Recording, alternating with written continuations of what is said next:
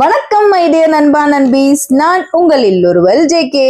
இன்னைக்கு நம்ம ஜேகே கிரியேட்டிவிட்டியில பங்குனி உத்திரம், ஒரு மாபெரும் தேவர்களின் திருவிழா அப்படின்னு சொல்லப்படும் இந்த பங்குனி உத்திரத்தை பத்தி தாங்க பார்க்க போறோம். பங்குனி உத்திரம் ஏப்ரல் மாசம் 11ஆம் தேதி வெள்ளிக்கிழமை வருது. இந்த பங்குனி உத்திரம் அப்படின்னா என்ன தெரியுமா? ஒரு காலத்துல தேவர்களும் மனிதர்களும் நல்லா செழிப்பா சந்தோஷமா வாழ்றதுக்கு தெய்வங்களுடைய திருமணம்ன்றது ரொம்பவே முக்கியமான ஒரு விஷயமா இருந்துச்சு. இந்த உலகத்துல திருமணத்துக்குன்னு சொல்லிட்டு ஒரு தனித்துவமான புனிதம் உண்டு இல்லையா? சோ அந்த புனிதமான திருமண நாளை கொண்டாடப்படும் நாள் தான் இந்த பங்குனி உத்திரம். சாதாரணமான மனுஷங்களோட திருமணம் இல்லைங்க, இது தெய்வங்களுடைய திருமண நாள் தான் இந்த பங்குனி உத்திரம். பங்குனி மாசம் உத்திர நட்சத்திரத்துல அமைஞ்ச இந்த நாளானது ரொம்பவே முக்கியமான சிறப்பு வாய்ந்த நாள். எப்படின்னு தெரியுமா? பரமசிவன் பார்வதியை கல்யாணம் செஞ்சுக்கிட்ட நாள் இந்த நாள் தான்.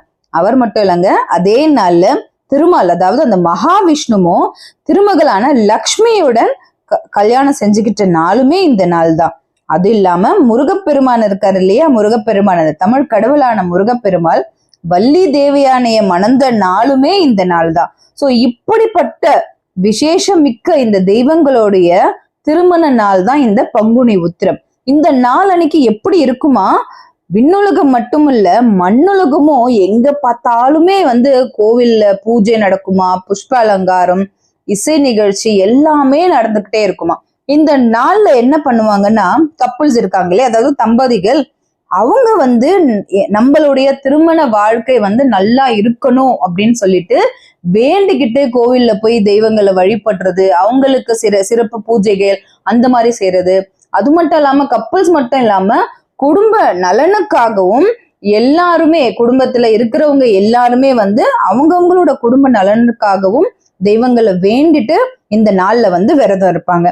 நம்ம என்ன பண்ணலாம்னா, காலையில எந்திரிச்சிட்டு குளிச்சுட்டு சாமிக்கு அழகா பூலாம் போட்டு விளக்கெல்லாம் ஏத்திட்டு நம்மளால முடிஞ்ச பிரசாதம் எல்லாம் பண்ணி நெய்வேத்தியம் பண்ணிட்டு பக்கத்துல இருக்கிற பெருமாள் கோயில் ஆகட்டும், சிவன் கோயில் ஆகட்டும், இல்ல முருகர் கோயில் ஆகட்டும், கண்டிப்பா எல்லா கோவிலுமே சிறப்பா கல்யாணம் பண்ணி சாமிக்கு அலங்கரிப்பாங்க.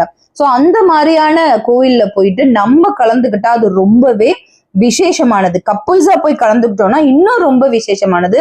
குடும்பத்தோட போயிட்டு எல்லா கடவுளோட ஆசீர்வாதமும் எல்லாருக்குமே இந்த பங்குனி உத்திர திருவிழாவன்னைக்கு கிடைக்கணும். இந்த வீடியோ உங்க எல்லாருக்குமே ரொம்ப யூஸ்ஃபுல்லா இருக்கும் நம்புறேன். அடுத்த வீடியோல சந்திக்கலாம். Until then, தன்யவாத். நான் உங்களில் ஒருவல் ஜேகே.